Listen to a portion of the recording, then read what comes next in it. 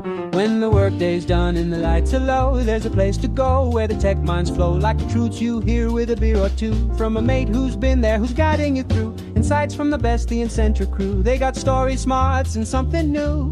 Is tech talk the way real friends do? Welcome to the Late Night Brew. Hello, everyone, and welcome to another episode of the Late Night Brew, where we talk brews first, and then we get around to what we're supposed to be doing. Joining me on this net new awesome series of Google to Microsoft 365 migrations is Josh Pusateri. Thank you for joining me, buddy. Thank you for having me. All right. So you know the deal. What are you having with me during the talk today? I had a big lunch, so I can't really stomach a beer. I've got Wegmans orange pineapple seltzer.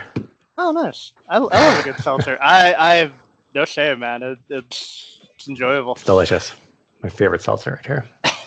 I'll have to see if it's out here. I'm always on the. I really like Spindrift, but it's pricey. But it's really good though. Not sponsored yet. Anybody out there? Anyway,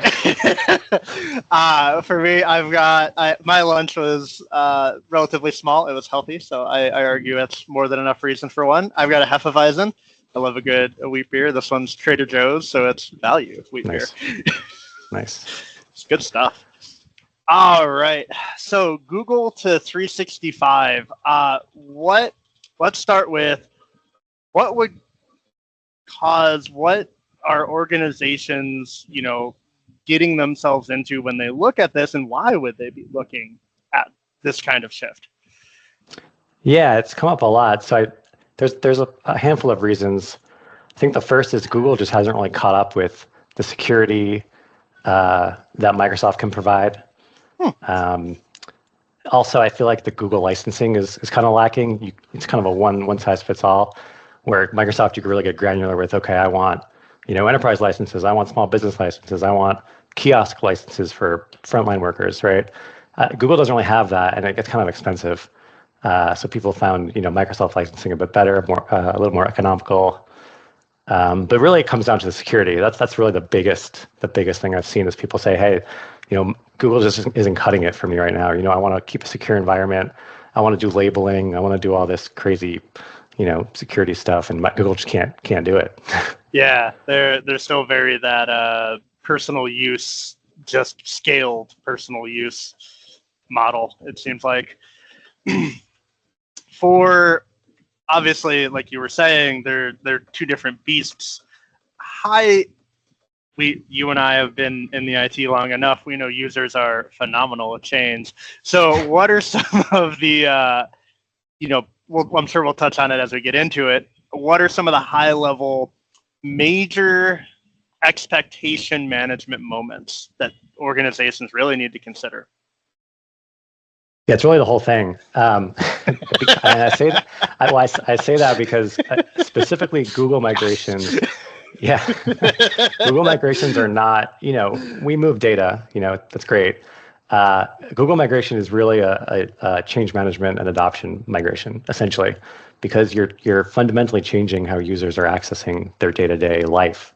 They're going from web-based Gmail to Outlook. They're going from web-based Google Docs and all that to actual enterprise level applications like Word and PowerPoint, Excel. So it's just a huge change for them, especially for people if they've been with a company for a while using Google and they've never used something like Outlook before. It's a huge change.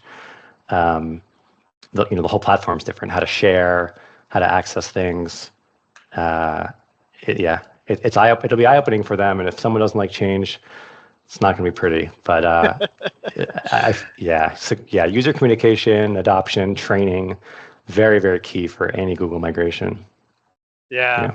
It's funny to say someone who's never used Outlook before, and I was going to be like, man, it's been like the dominant. And then I also think back of when I started my IT career, I was using Lotus Notes and Lotus Same Time, and I was just like, okay, no, there's probably quite a few who don't still, Yeah. Yep. Good old Lotus Notes. Oh man, haven't thought about that in a long time. For it, as it relates, Now, for that's the user expectation side. For the admin side, right, the IT guys, how does their really kind of their daily flow and or strategic flow alter in making that shift from the one size fits all to granular? Yeah, I think overall it's the same because what you're doing in one place, you're going to do it differently in another place. But because there's so much more to do with Microsoft, I think there's going to be a lot of learning involved for the admins. There's more than one admin center. There's so many workloads to learn where Google only has a handful. So I think for an admin, it's something a lot of learning and just kind of figuring out, where stuff is and what stuff does. And it's a big difference. Yeah. Is there anything off the top of your head that is one of those?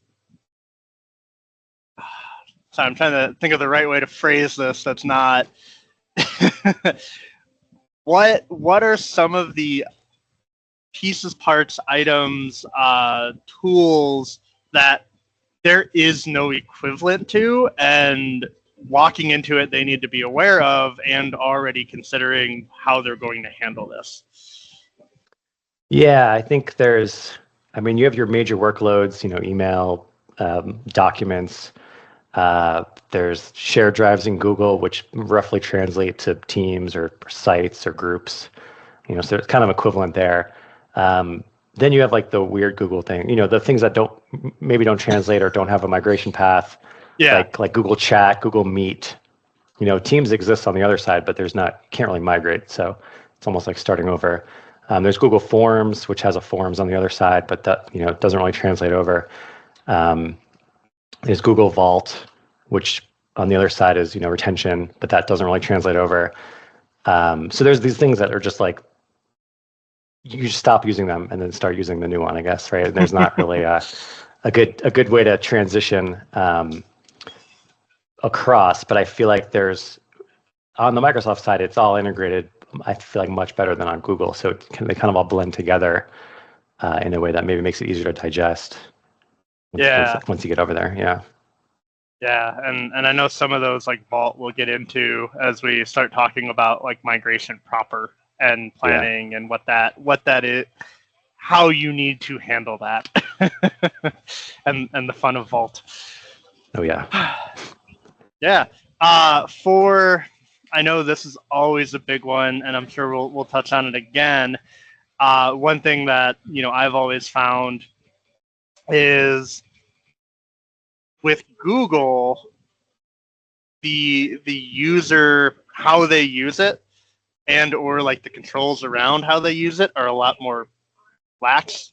I want to say almost sloppy, because you have like the guy who has one document in his drive that the entire team uses, and it's like, well, yeah, we can migrate that to OneDrive. However, that's not really where it's supposed to be going. Yeah, exactly. Yeah, I feel like we'll get more into that later too. But there's even like a shared calendar, like if someone wants a PTO calendar or vacation calendar, a user would just create it and then share it with the team, and that's not where it belongs, right? But yeah, Google doesn't have that concept of like administrative portals really for that kind of stuff. It's all, like you said, it's user driven. It's really self-service. Even creating shared drives, the user can do it themselves. Yeah, really, it's right. So yeah, it's Wild West when it comes to Google. Controls. Yeah. Yep. Awesome. Well, Josh, I think that's a good place to end before we start diving into some fun rabbit holes. On the next one, we're going to get into discovery, planning. Okay, you've committed. Now, what to expect? What are you going to get into? What are you going to do to build that understanding?